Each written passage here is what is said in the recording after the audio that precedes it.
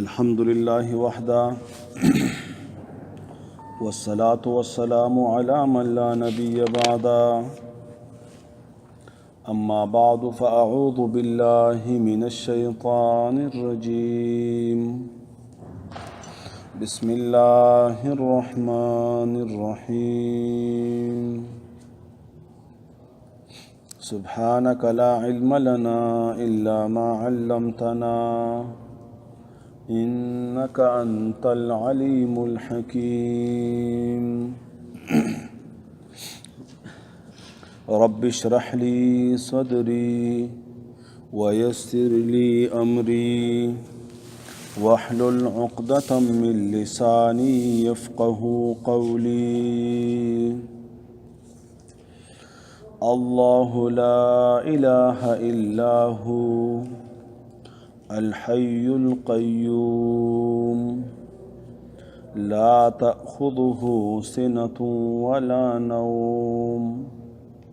له ما في السماوات وما في الأرض من ذا الذي يشفع عنده إلا بإذنه يعلم ما بين أيديهم وما خلفهم ولا يحيطون بشيء من علمه إلا بما شاء وسع كرسيه السماوات والأرض ولا يؤوده حفظهما وهو العلي العظيم قاری شب و طلبانو راغلی زموږ خپل کمرو کې یواز مخکې آیاتونو کې د انفاق فی سبیل الله ذکر او حکم د خبرې ته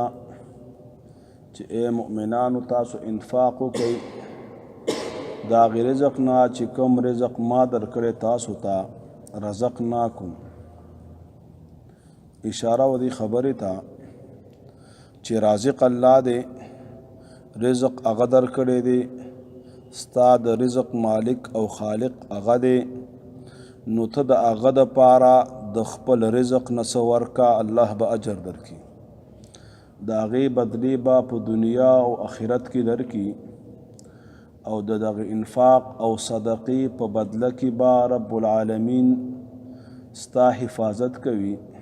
ستا د مال جان ایمان محافظ بشي او بل الصدقه رد البلاء صدقه د مصیبتونو او آفتونو دفع کولو یو ذریعه ده نو رب العالمین او فرمایل چې تاسو انفاق وکئ د هغه څه نه چې ما درکړی دی بله خبره دا وکړه چې تاسو انفاق او صدقه وکئ مخکې د دې نه چې تاسو ته داسې ورځ راشي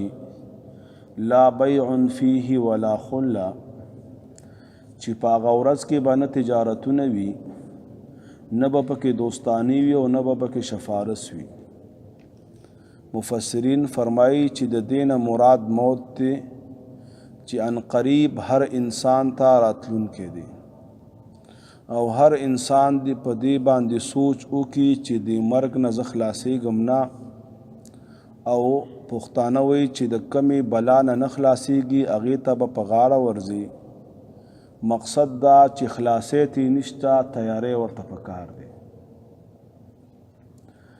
نن که موږ سوچ وکړو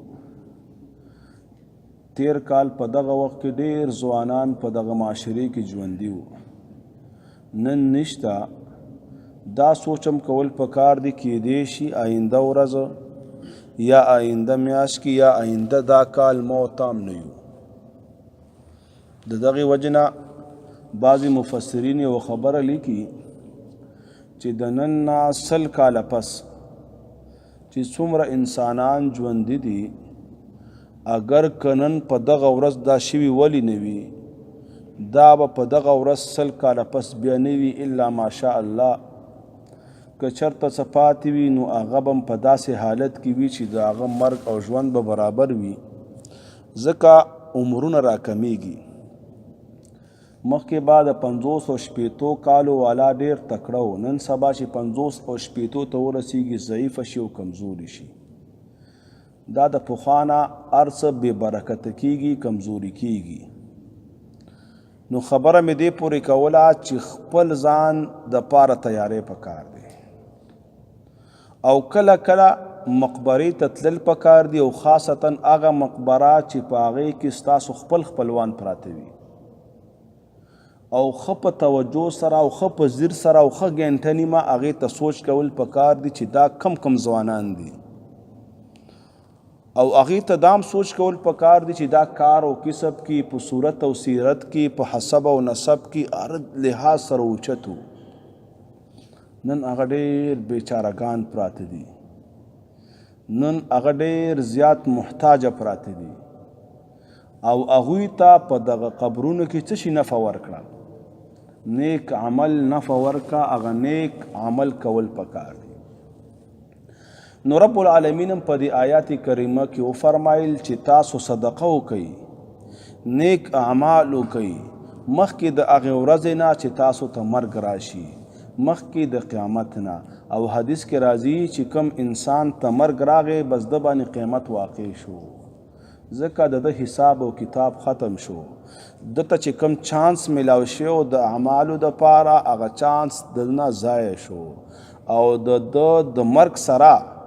چې کله فرشتې را حاضرې شوي د ده ته د ده د ژوند نتیجه واورولې شوله چې دا به خوشحاله وي او که دا به خفه وي، چې دا به کامیاب وي او که دا به ناکام وي. فوراً دته پته ولګېده او د مرګ سره سره دته یا نعمتونه شروع شو او یا ورته تکلیفونه شروع شو، او د مرګ سره د ده حقیقي سترګې کولاو شوې. نن زمونږ چې کومې سترګې کولاو دي دا حقیقي نه دي، دا مونږ ته هغه فایدې اشیا نه ښکاره کوي کومه فایده چې مونږ ته میلاویږي د مرګ نه پسه، او کومه چې په حقیقت کې کامیابي ده، کومه چې په حقیقت کې د فایدې والا عمل دی، هغه مونږ ته دقه سترګې نه ښیي. لیکن هغې دپاره مونږ ته پیغمبر راغلی دی او هغې سره کتاب راغلی دی. په کار دا ده که مونږ خپل ژوند ښایسته کول غواړو او خپل ژوند کامیابی طرف ته بوتلل غواړو چې مونږ کتاب الله ته کینو، مونږ په کتاب الله باندې ځان پوهه کو، او چې کم احکامات مونږ ته رب العالمین را نازل کړي دي د هغې لاندې مونږ خپله زندګي تیره کړو نو مونږ به کامیاب شو. نن چې آیات کم کریمه دی دې ته ویلی شي آیت الکرسی. آیت الکرسی د قرآن عظیم الشان په آیاتونو کې د ټولو نه اعظم او لوی آیت دی. د دې آیات کریمه ډیر فضائل راغلي دي. یو حدیث کې راځي نبی پاک علیه الصلاۃ والسلام ابی ابن کعب ته فرمایي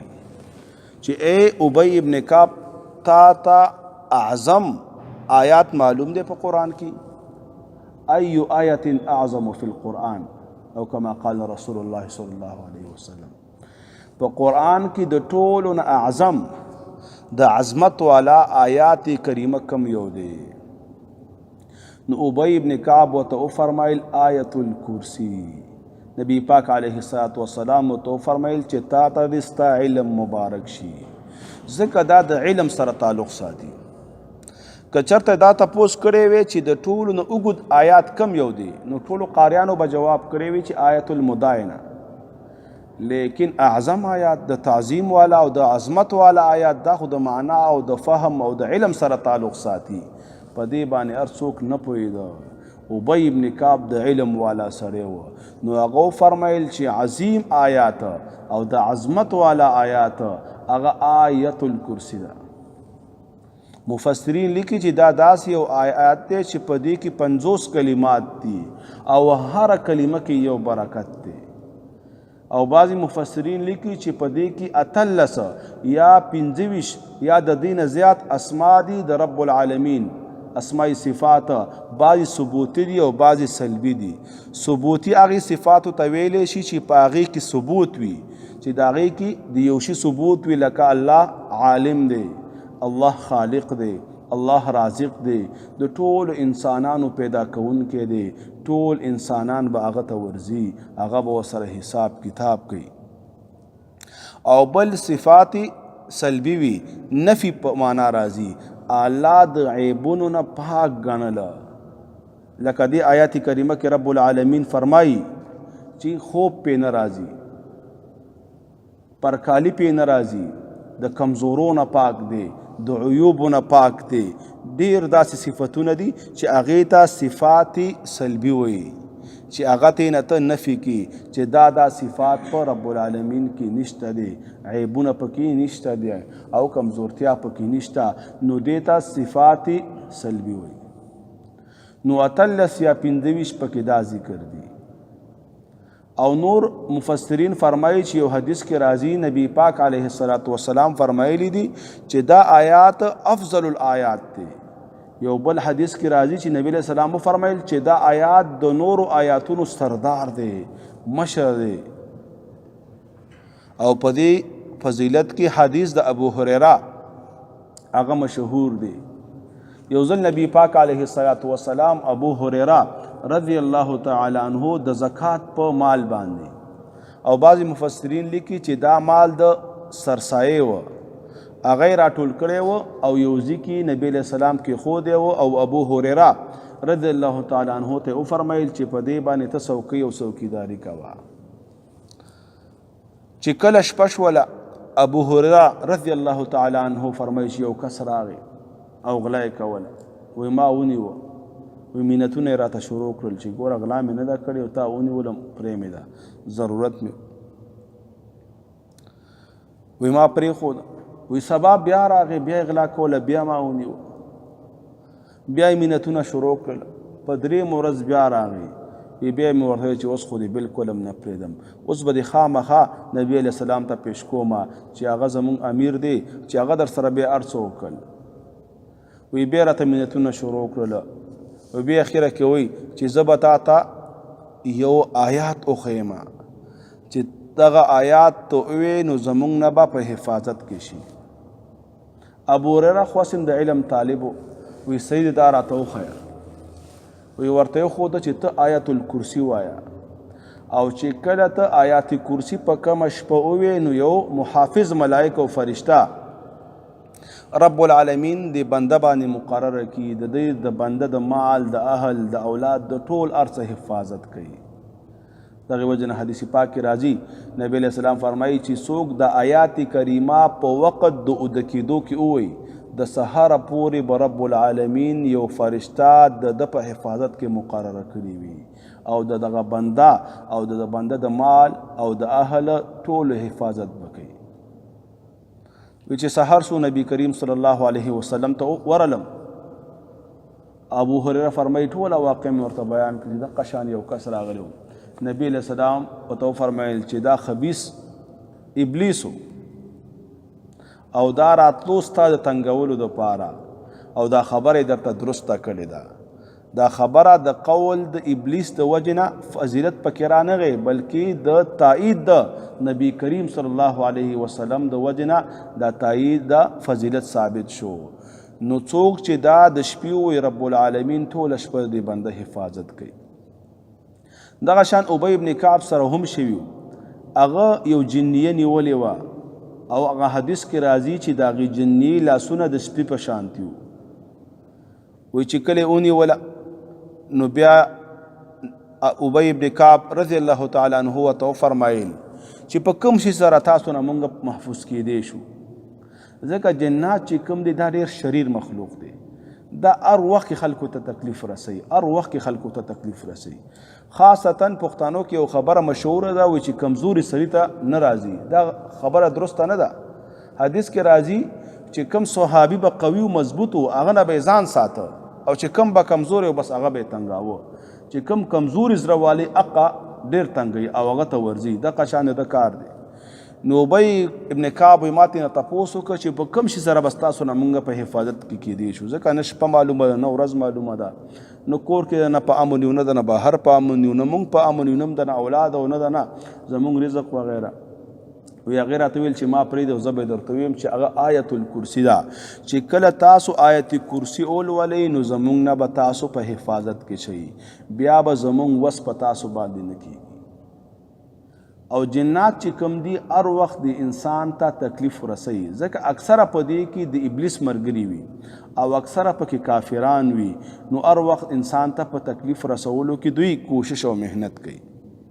او حدیث کې راځي نبی علیہ السلام فرمایي چې تاسو د ماښام نه بعد خپل بچي د کورونو نه بهر مه پرېږدئ ځکه دا هغه وخت دی چې په دې وخت کې شیطانان راخورېږي په لارو کوڅو کې اسې نه چې ستا د بچي نه په ناپامۍ کې گزار تیر کی او اخوا دی خوا وګوري څوک نه نو ماشوم دی اونه یریږي او د یری د وجې نه بیمار نشي لہذا ماښام نه پس خپل ماشومان مه راپرېږدئ او بل دا کلمات نبی علیہ السلام او فرمایل چې کله تاسو بیت الخلا ته ځئ او داسې شارځي ته ځئ نو دا دعا وایئ چې اللهم انی اعوذ بک من الخبث والخبائث چې کله دا کلمات انسان نه ویلي او شارځي ته ځي یا د ګندګۍ ځي ته ځي او یا یو ځي کې او دسمات یې کوي نو بعضې اوقاتو کې هلته د جناتو بچي پراته وي او انسان پې خپه کېږي هغې سره هغې ته نقصان ورسیږي بیا دا جني په تا باندې مسلط شي او تا ته هر وخت دپاره ضرر او نقصان رسوي تر څو پورې چې هغه د جني چې کم تا خو کړی دی هغه ښه شوی نه نو تر هغې پورې ته ترې نه حفاظت کې نه یا تا پازابئ یا ستا بچي بازابئ او تکلیف وررسوي زمونږ یو ملګری څه ډېر وخت پس ما تپوس وکړه د هغه د ماما نه چې هلک هغه هلک نه ښکاري نو هغه ویلي چې دریم کال دی چې په کټ باندې پروت دی او پاکستان کې یو لیبارټري مو پرې نه ښوده او نه موږ یو ډاکټر پرې ښوده چې د هغې علاج موږ وکړو ټول ټیسټونه یې صفا دي لیکن نو ما ورته ویلې هغې وخت کې ډېر وخت خبره ده دا شیخ عبدالسلام صاحب غریق رحمت الله دی قبر د انوار نور ډک کې دا ژوندی و ما ورته ویل دلته یې راوله چې دی دم کړي دقه شان وشو هغه د کټ نه هم نه شو راوچتې داسې و لکه یو مړی چې پروت وي خوراک هر څه بس هماغلته کټ کې و د هغه نو هغه یې په امبولانس کې راوسته مدرسې ته شیخ صاحب خپله راپورته شو او ګاډي ته ورته راغی او چې کله یې وکتل نو شیخ صاحب پوه شو چې په دې باندې جادو شوی دی شیخ صاحب په دې جناتو کې ډېره زیاته تجربه وه ځکه چې کله به موږ دوره تفسیر کوو نو اکثره به ډېر زیات شیخ صاحب به فرمایل چې جنات راغلی دي او بعضې ویزان نه طالبان هم جوړ کړي دي او بعضې چتونو کې ناست دي او ډېر پکې آخري ځل باندې ویلي وي ډېر پکې دې ځل مسلمانان هم شول شیخ صاحب پې دم واچ او صوبه یې هم ورکړي څه پې چڼکاو هم کړي او دا یې هم ورته ویلي صوبه خپلې کمرې کې چڼکاو کوه څه دې داسې کړي اووه ورځې پس بیا ما ته راشه هغه هلک چې 3 کاله کې د کټ نه نو پورته شوی چې اووه ورځې پس راغی نو د ګاډي نه په خپله راکوز شو بیا دقه شان دم وکړو بیا ورته وی چې اووه ورځې پس بیا راشه چې بیا کله راغی نو بیا ورته شیخ صاحب تپوس وکړه چې څه چل شوی وه تا باندې خو جنات مسلط دي ډېر سخت تا څه چل کړی دی ځکه نور دا بعضې دمګر دا خبره کوي چې مونږ ته جنات دی او مونږ ته د دې خبر راځي دا ټول بکواسات دي ټول دروغ خبرې کوي د ټول اشیاو علم صرف یو الله سره دی علم غیب باندې الله پوهېدونکی دی نو هغه ویلې وي د شپې وه زه یو واده ته لاړم او دوی په یو اوچت ځای باندې اوسېدله وایي د شپې 3:30 بجې دي زه کله کور ته رالم وایي زمونږ د کور خواته دروازې سره یو تک سپین ښایسته خر ولاړ دی او ما یوه لغته ورکړه دوه مې ورکړې او چې درېیمه لغته مې ورکړه نو زمونږ کور داسې بره اوچت ډیرې او غر باندې و لاندې مې راګزار کړه او تکه توره تیره وم داسې لاندې وغورځېده بس وایي زه شپې بیا تللی یم او کټ ته رسېدلی یم بیا زه نه یم اوچت شوی نو شیخ صاحب ورته وفرمایل ظالمه دا هغه جني و هغه اوس هم بیمار پروت دی او دا علامه ده چې ته هم دغسان بیمار وي او ته دا اوبه څکه په پابندۍ سره رب العالمین به تا ته شفا درکړي نو کله چې یو شی تا ته نقصان نه در رسی یا د شپې سپین مار ګرځي حالانکه یو حدیث کې راځي نبی پاک علیه الصلاة والسلام د جناتو نه دا وعده هم اخیستې ده چې تاسو به د شري مخلوقات چې کم زناور دي مار لړم د دې په شکل کې مسلمان ته نه راښکاره کېږي یو زما امت ته او که راښکاره شوی او قتل هم شوی نو د خپل او خون بم د خپل غاړي وي. بیا هم دې سره سره یو ځای داسې دی چې تا ته د هغه شي نقصان نشته، لکه خر به انسان د څه نقصان ورسوي، هغه هم یو ځناور دی، بې زبانه شی دی، پرېږده چې ګرځي چې د هغې خدمت نشي کولی، هغې ته ګیا نشي ورچولی، بل څه نشي کولی، نو ضرر او نقصان ولې وررسي. او بله غټه خبره دا ده چې کله داسې یو ځي ته ځي شاړ ځي ته، نو اعوذ بالله من الشیطان الرجیم خامخا وایه. په دې سره بیا هغه دغه الله رب العزت خبرې او هغوی خپل ماشومان وغیره رانیسي او د هغې ځینه بهر کیږي او لرې کیږي.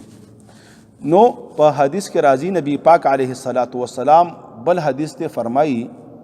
هر هغه مسلمان چې د صلات مکتوبه د فرضي منځونو نه پس آیت کرسی وایي، د ده او د جنت په منځ کې پرده نشته مگر موت دی. چې کله فرض منځو کوي او اذکار مسنونه ووایي نو ورپسې فوراً آیت کرسی خامخا وایي او په عقیدې سره یې وایي، ښه په سمج سره یې وایي، په دې باندې ځان هم پوه کوي چې دې څه مقصد دی، دومره فضایل چې په دې آیات کې راغلي دا د دې د معنا د وجې نه راغلي. دې کې یو لوی مقصد پروت دی چې هغه مقصد د توحید دی. په دې کې رب العالمین خپل توحید ډیر په ښه انداز سره پیش کړی دی. نو هر مون نه پس لازمن دا ویل پکار دی ځکه مونږه د جنت محتاج یو او مونږه جنت ته ضرورت لرو، او جنت چې کم دی هغه ځای د کامیابی دی، او جنت ځای د هغه خلکو دی چې د چا نه رب العالمین راضي شي. نو رب العالمین دی مونږ د جنت والا اعمال راته نصیب کړي. الله لا اله الا هو الحي القيوم. الله تعالی لا اله نشته حقدار د بندګۍ الا هو سوا دا غنا، الحي همیشه ژوندی دی، القیوم نظام چلونکی دی. په دې آیات کریمه کې رب العالمین د توحید اهم مسله بیان کړې ده، او بعضی مفسرین فرمایي چې په دې آیات کریمه کې یو د الله د هغې اسماو نه هم دی چې هغې ته اسم اعظم ویلی شي، چې حدیث پاک کې راځي چې څوک په اسم اعظم سره دعا وغواړي نو رب العالمین د ده دعا خامخا قبلوي. نو هغه هم پکې ذکر دی اسم اعظم، او نور پکې د توحید ښایسته بیان شوی دی. اول کلمه کې رب العالمین فرمایي چې نشته دی حقدار د بندګۍ، نه پیر شته او نه فقیر شته د حقدار د بندګۍ، او نه بت دی او نه بابا دی او نه بل یو شی دی. بندګي به چې کې صرف یو الله ته به کې، او د بندګۍ چې څومره افعال دي، څومره تصرفات دي، که سجده کول دي، که نظر او منښته کول دي، که په مصیبت کې آواز کول دي، دا ټول او ټول به صرف یو الله ته کې. دې کې به رب العالمین سره بل څوک نه شریکې، او که بل څوک د شریک که نو خپله آخرت دی خراب کا، خپله دنیا او آخرت دی تباہ کا، او خپله دی په خپل ځان ته نقصان ورسولو. نو رب العالمین فرمایي چې دا رب العالمین هغه ذات دی چې د سره نور څوک حقدار د بندګۍ نشته، یو واحد دغه الله دی چې حقدار د بندګۍ دی، لایق د بندګۍ دی، او عبادت چې څومره اقسام دي صرف دته به کیږي. الحي القيوم مخکې یو قسم دعوه شوله، او د دعوې دپاره دلیل پکار دی. دغه عبادت ولې موږ دغې الله ته خاص کو، نظر و منښته ولې موږ دغې الله ته خاص کو، په مدد کې چغه موږ دغې الله ته ولې ووهو، د دغې الله نه موږ امیدونه ولې وساتو. وایي ځکه الحیو همیشه ژوندی دی، داسې ژوند دی چې فنا پې نه راځي، داسې ژوند دی چې کمزوري پکې نشته. ژوند د انسان تم ورکړی دی، لیکن د انسان ژوند چې کم دی هغه ناقص دی، ځکه د ژوند په دې کې په ده باندې په بعضې حصو کې خوب راځي، او بعضې مفسرین فرمایي چې دا خوب هم یو قسم د موت نه دی. او دویمه خبره دا ده چې د انسان ژوند هر څومره اوږد شي انتهای فنا ده، یو ورځ به خامخا په ده باندې مرګ راځي، لیکن رب العالمین الحیو همیشه ژوندی دی. القیوم، قیوم ویلی شي نظام چلونکي ته، القائم بتدبیر ما خلقا چې سی پیدا کړي دي د هغې تدبیر په خپله کوي دې کې ورسره بل څوک مشیر نشته په دې کې ورسره بل څوک شریک نشته په دې کې ورسره بل څوک ملګری نشته نظام د دنیا چلی یوازې هغه چلی او نظام چې څوک چلی مقصد دا دی چې هغه داتا هم دی بعضې خلکو نورو خلکو نه د خدایتو صفات ورکړي دي هلکه وی دا داتای گنج بخش دی داتا معنا څه ده رزق دینے والا رزق ورکوونکی یو الله دی ته چې چاته داتا وي هغه ته رزق دغه الله ورکوي او هغه په پیدایش کې دغه الله ته محتاج دی او که ژوندی وي نو ژوندم الله ورکړی دی او رب العالمین به پې مرګ راولي هغه خپل نفع او نقصان کې خپل تصرف نشي کولی په نفع او نقصان کې محتاج دی رب العالمین ته گنج بخش خزانی بخون کې یو الله دی په دنیا کې بل څوک نشته او بعض خلاوی غوث اعظم فریاد رسته د ټولو نه لوی فریاد اوریدونکی رب العالمین دی په دنیا کې د الله نه لوی غوث اعظم بل نشته دا لفظ شرکی دی دینه اجتناب کول پکار دی بیا بعض خلکو ته لیکلی قیوم زمان قیوم د الله د اسماء صفاتو نه دی تدبیر د دنیا ټول رب العالمین کوي د اسمانونو او د ځمکو ټول مدبر یو الله دی په دې ارسه باندې هغه پوهه دی او په دې ارسه باندې هغه قادر دی په دنیا کې په دغه صفاتو کې رب العالمین سره بل څوک شریک نشته الحی همیشه ژوندی دی القیوم او نظام چلونکی دی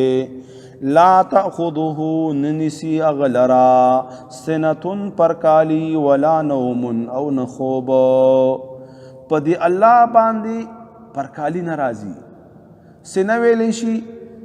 اغا خوب تا چې د انسان په دماغ او سر باندې اثر وکي او د باندې یو نوع غفلت راشي بعضی وقت کې په د باندې سر درون شي یو بل قسم دی هغه ته نعاس وي نعاس هغه ته ویلې شي چې سترګې مو سره پټې شي او دریم قسم هغه دی چې د هغې اثر بیا د پزړه باندې هم وشي هغې ته بیا نوم ویلی شي نو رب العالمین باندې نه سنتون راځي نه پې نعاس راځي او نه پې نوم راځي بعض مفسرین دلته یو سوال لیکلی دی چې رب العالمین دلته لفظ د سنتون وفرمایه نو نوم ورته کافي وکنه نو د هغې مفسرین جواب کوي چې رب العالمین خپل توحید ثابتی او دا په کاملو معناګانو سره ثابتی هر لفظ چې پکې ممکن هغه پکې راوړي او بله خبره دا ده چې د خوب ابتدایي هغه څه نه وي چې انسان باندې خوب راځي نو ابتدا کې اول د دماغو باندې لږ بوج راشي غفلت پې راشي پرکالی پې راشي بیا اثر په سترګو راشي او اخره کې زړه اوده شي او ټول بدن دروند شي او دا بیا د کامل غفلت په حالت کې وي رب العالمین باندې دا اشیاء نه راځي لا تأخذه نسی دی اللہ لرا سنتن نه پارکالی ولا نوم او نه خوب لہو خاص په اختیار د الله کې ما غصدی فی السماوات چې په اسمانونو کې دي و ما غص فی الارض چې په ځمکه کې دي لہو کې چې دا کم لام دی د دې بعضی علما معنا کوي مفسرین لہو ما فی السماوات خاص په اختیار د دغه الله کې ملکن ملکن عبیدن تصرفا او خلقا خاص په اختیار د الله کې ملکن بادشاہی د الله دا ملکن اختیارم دغه الله دی عبیدن بندگانم ټول دغه الله دی تصرفا او تصرفم دغه الله چلیږي څوک مړه کوي او څوک راژوندي کوي او حساب او کتاب به مور سره کوي خلقن او په خلقت کې رب العالمین ته دوی محتاج دي له خاص په اختیار د الله کې ما غصدي فی السماوات چې په اسمانونو کې دي و ما واغص فی الارض چې په ځمکه کې دي من ذا الذی یشفع عنده الا باذنه منا سوک دے زلذی آغا کس یشفعو چه شفارس بو کی عنده د په دربار کی الا باذنه مگر په اجازه داغا په حکم داغا د رب العالمین په دربار کی سوک بغیر د اذن شفارس نشي کولی مخکې آیت کریمه کې د شفارت سماناګانې تیری شوي خلة ولا شفاعه او د شفاعت په سورۃ بقره ابتدائی آیاتونو کې هم سماناګانې او داغه تفصیل بیان شوی وو خلاصه د خبرې دا ده چې شفاعت شتا لیکن په هغه کې څه شرایط دي اول دا چې شفاعت د کافر د پاره نشتا هغه کس د پاره شفاعت نشتا چې هغه د دنیا نه تلوي په حالت د کفر کې د کافر د پاره د اس قسم شفارس امکان نشتا نه ورته نبی شفارس کولی شي نه ولی نه شهید نه قاری او نه بل څوک دویم شرط دا دی چې شفارس بکیږي لیکن په اذن د الله بکیږي او بل شرط دا دی چې شفارسی دنیاوی چې کم دی په دنیا کې چې کم شفاعتونه عام دي دغه پکې نشتا عام دنیا کې سو قسمه شفاعتونه دي یو تا جبر وي قهریه ورته ویلې شي په زور سره شفاعت کوله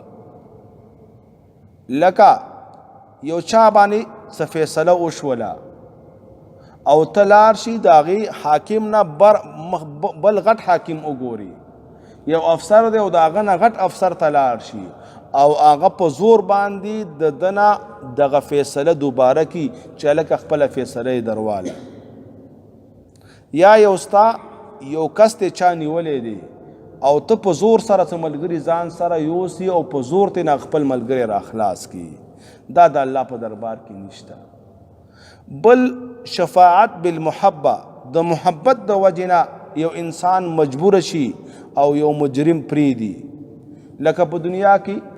یو حاکم یو کس نیولې دی او ته داغه بچی تلاړ شي یا داغه پلار تلاړ شي یا داغه خځه تلاړ شي نو هغه حاکم او افسر وای چې زما په قانون کې خدا سره مجرم دی لیکن زما کور والا خپکیږي یا می بچی خپکیږي یا می پلار خپکیږي لہذا دا مجرم با پریدما د جرم نه بتیر شم رب العالمین په دربار کې دا قسم نشتا د رب العالمین په دربار کې به شفاعت وی لیکن د الله په اذن باندې بوي او هغه کس ته بوي چې هغه موحد مړ شوی وي په کلمه د توحید مړ شوی وي شرک او کفر دغه په عقیده کې نه وي بیا لومبنه شفاعت چې کوم دی هغه به د نبی پاک علیه الصلاۃ والسلام وګد حدیث ته نبی علیہ السلام فرمایي چې د عرش سره بزه پروتم په سجده باندې رب العالمین براته فرمایي چې سر اوچت کا څه غواړي وی زب شفاعت وکما رب العالمین به زما شفاعت قبول کی منزل الذی سوق دی هغه شخص یشفعو چې شفارس وکي عنده دغه الله سرا الا باذن مگر په اجازه دا هغه یعلم په دې دا الله رب العزت ما پاغس بین ایدیهم چې د دوی نه مخکې دي وما خلفهم او هغه سباندې چې د دوی نه رستو دي ایدیهم وخلفهم کی مفسرین ډیر معناګانې لیکلي یو معنا بعض مفسرین دا لیکلي چې ایدیهم نه مراد دنیا دا او خلفهم نه مراد آخرت دی رب العالمین د دنیا او د آخرت په دواړو علم ورسره شته او بعض علما وایي چې ایدیهم نه مراد هغه عمل دی چې مخکې د کړي دي د مرګ نه او خلفهم کې هغه اعمال دي چې د خپل مرګ نه ځان نه پس پرې خودي دي داسې اعمال کړي دي لکه صدقه جاریه کړي ده چرته جماعت جوړ کړي دي چرته مدرسه جوړه کړي ده چرته یو پل جوړ کړي دي یا یو بل د خیر کار کړي دي او هغه د دنه پاتې دي نو رب العالمین په دې ټولو باندې پوهه دی او عالم دی او د ده یو ذره بر علم او عمل به نه ضایع کیږي رب به د هغه ټولو بدله درته ورکوي او خامخا به یې ورکوي علم د الله چې کوم دی هغه په ایدي مخکینی او رستنو هر څه باندې دی او بعض وی چې د الله علم په مخکینی زمانه باندې هم دی چې هغه ماضی ده او حال باندې هم دی او خلفه هم کې مستقبل دی چې را روانه کومه زمانه ده په هغې باندې هم دی ابن عباس رضی الله تعالی عنه د دې معنی کوي چې ایدیهم نه مراد هغه اعمال دي چې د مخکې لیکلي او خلفهم نه مراد هغه اعمال دي چې د ضایع کړي دغه وجنه علما فرمایي چې عمل کول په دنیا کې بعض وخت کې اسانه وي لیکن د ځان سره وړل دا ډیر مشکل شي بعض وخت کې به ته صدقه وکړي یا به منځ وکړي یا به بل څه وکړي ریا د وجې نه به هغه خراب شي او باطل به شي بعض اوقاتو کې به ته صدقه ورکړي بیا به زبادنې کې په هغه باندې د هغې د وجې نه به هغه ضایع شي او خراب به شي بعض وخت کې به ته ډېر عملونه وکړي او خدای مکه د کفر کلمه یې د خولې نه ووتله نو ستا هر څه به برباد شي او ضایع به شي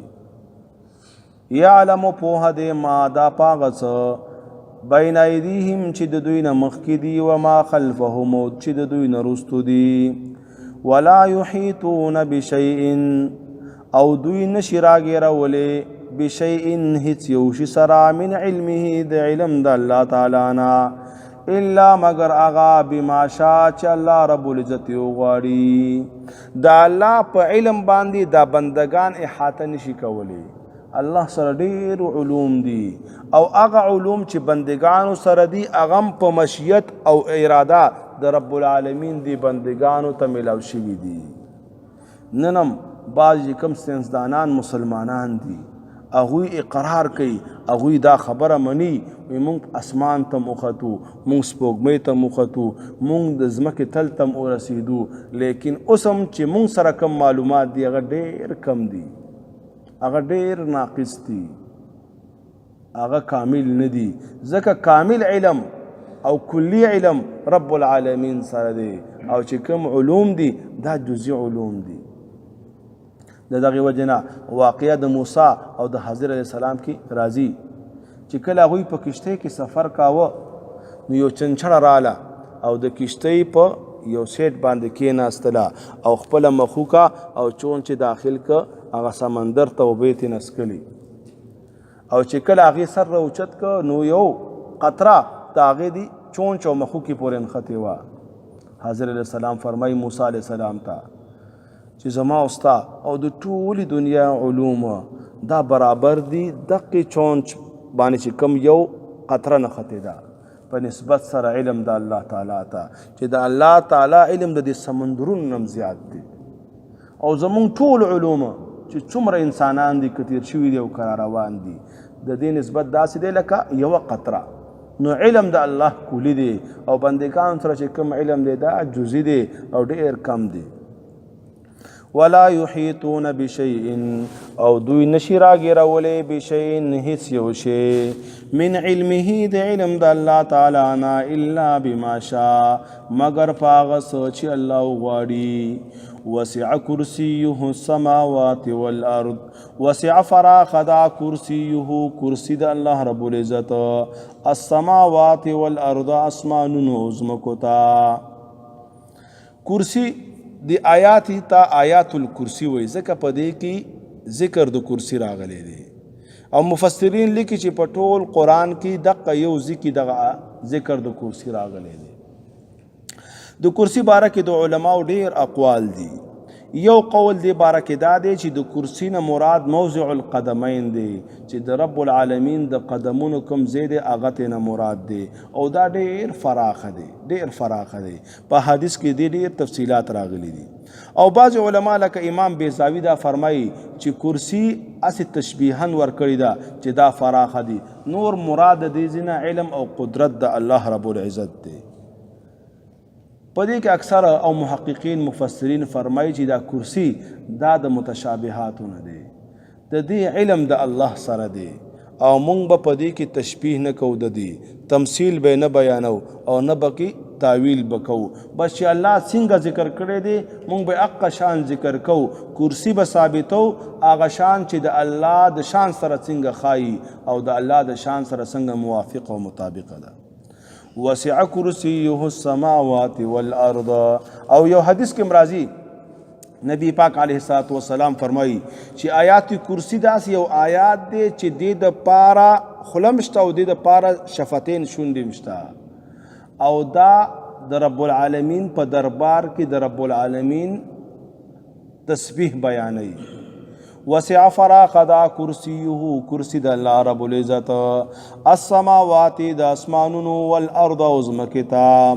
ولا يؤوده حفظهما او نستر کوي الله لرا حفظهما حفاظت د دغه دوارو رب العالمین د اسمان او د زمکی او پدې کې څومره مخلوقات د ټوله حفاظت رب العالمین کوي او رب العالمین د دې د حفاظت ستړی کوي نه استومانه کیږي نه ځکه د الله د عیوب او د کمزورونو پاک دی بعضی خلق بوي منطقیان وغیرہ چې په دنیا کې څه ابدال دي څه قطبا دي او دا د دنیا نظام چلی رب العالمین فرمایي چې نه ابدال چلی نه قطب چلی د دنیا نظام چلونکې رب العالمین دی او دا د دنیا په نظام چلولو باندې ستړی کیږي نه په دې دنیا په نظام چلولو کې دته د مشیر ضرورت نشته دته د همکار او د ملګری ضرورت نشته رب العالمین جبار دی قهار دی قوي ذات دی ارس علم ورسره دی او په ارس باندې قادر دی علیم بذات الصدور دی د خلکو په سینو کې سړي په هغې باندې خبر دی او خبیر ذات دی او بصیر ذات دی وسع فراخ دا کرسیه کرسی دا الله السماوات والارض اسمانونو او زمکوتا ولا يؤوده او نستر کوي الله لرا حفظهما حفاظت د دغه دواړو وهو العلی دا الله رب العزت اوچت عظیم او لوی شان والا دی علم د اوچت قدرت اوچت بعض مناطق فرمایي چې الله په هر مکان کې دی رب العالمین وی رب ستاسو نه بره دی اوچت دی هغه د پاره هر مکان ثابت نه دی الرحمن علی العرش استوا ډیر اوچت دی د علم په لحاظ سره اوچت دی د پوهې په لحاظ سره اوچت دی د قدرت په لحاظ سره اوچت دی رب العالمین په دنیا کې انسان باندې اختیار لري د تصرف مالک دی او اختیارمند دی او په آخرت کې انسان ته بدله ورکولی شي که نیک اعمال کړي او که بد اعمال کړي ټول په علم د الله کې دي او رب العالمین قادر مطلق دی بس دی بیا ګورئ الله لا اله الا هو الله تعالی چې دی لا اله نشته دی حقدار د بندګۍ الا هو سوا دا غنا الحي همیشه ژوند دی القیوم نظام چلونکی دی لا تأخذه ننسی دغی اللہ لرا سنتن پرکالی ولا نوم او نخوب له خاص په اختیار دغی اللہ کی ما اغصدی فی السماواتی چی پاسمانوں کی دی وما واغصو فی الارض چی پزمکا کی دی منزل لذی سوک دی حق شخص یشفع عنده چی شفارس کو کی عنده دا غسرا الا بیذنی مگر پا اجازت آغا یعلمو پوہ دے دا اللہ رب العزت ما پاغس بین ایدیم چی دی خلقنا مخی دی وما پاغس خلفهم چی دی خلقنا رستو دی ولا یحیطون بشیئن او دوی نشی راگی رولی بشیئن حس یو شی من علمه دی علم دا اللہ تعالینا الا بما شاء مگر آغس چی رب العالمین غاری وسع فراخ دا کرسیه کرسی دا السماوات والارض اسمان نوزمکتا ولا یعوده او نستر کوي الله رب العزت لرا حفظهما حفاظت د غدوارو وهو العلی دا الله رب العزت اوچت دی عظیم لوی شان والا دی وصلى الله تعالى على خير خلقه محمد وعلى آله وصحبه أجمعين اللهم صل على محمد وعلى آل محمد كما صليت على إبراهيم وعلى آل إبراهيم إنك حميد مجيد اللهم بارك على محمد وعلى آل محمد كما باركت على إبراهيم وعلى آل إبراهيم إنك حميد مجيد اللهم أرنا الحق حقا وارزقنا اتباعه وأرنا الباطل باطلا وارزقنا اجتنابه اللهم اجعل سريرتي خيرا من علانيتي واجعل علانيتي صالحة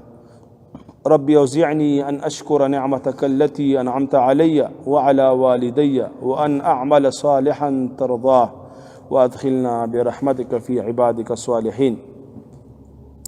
رب العالمین زمون صغیره کبیره گناهونه معاف کی. الہ العالمین زمون صغیره کبیره گناهونه معاف کی. رب العالمین زمون نوی او زاړه گناهونه معاف کی. الہ العالمین گناهونه که زمون نه قصدن شوی او که مونږ په سهون کی کړي رب ټوله ته معاف کی.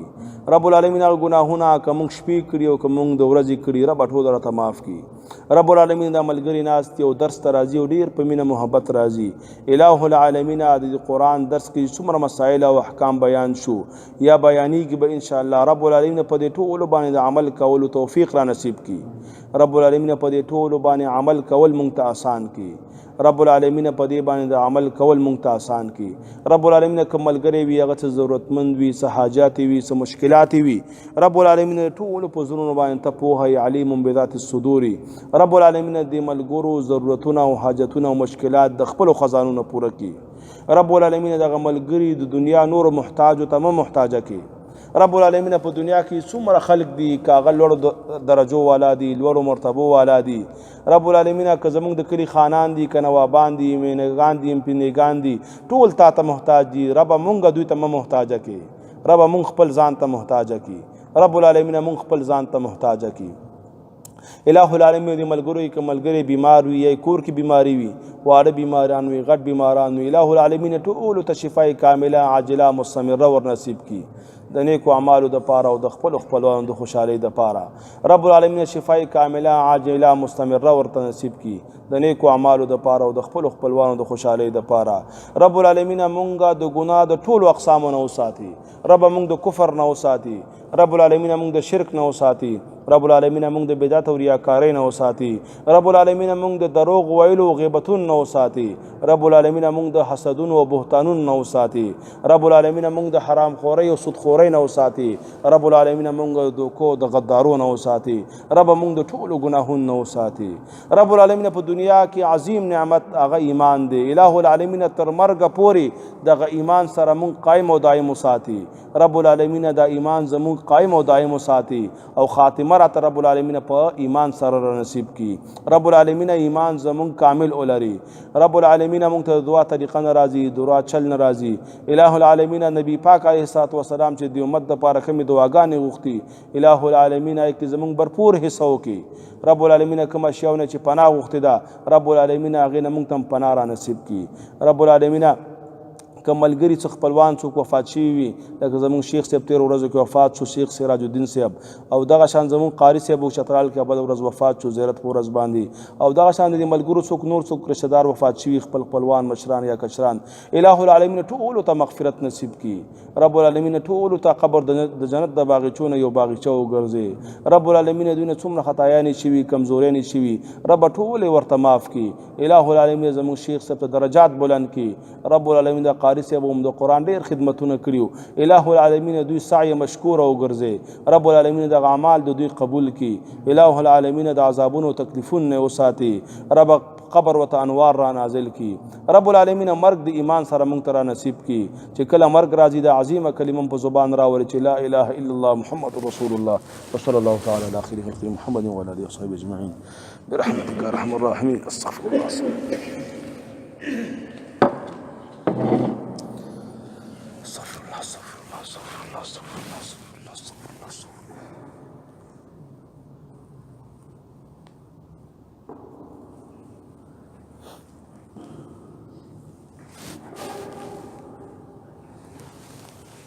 السلام عليكم كل سنة بخير. السلام عليكم السلام عليكم خير. السلام عليكم خير.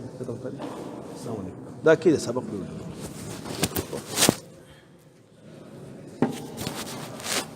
السلام عليكم خير. كده مخير ولا عمل قرفين كيف ودي رقمك خلينا وقت راضي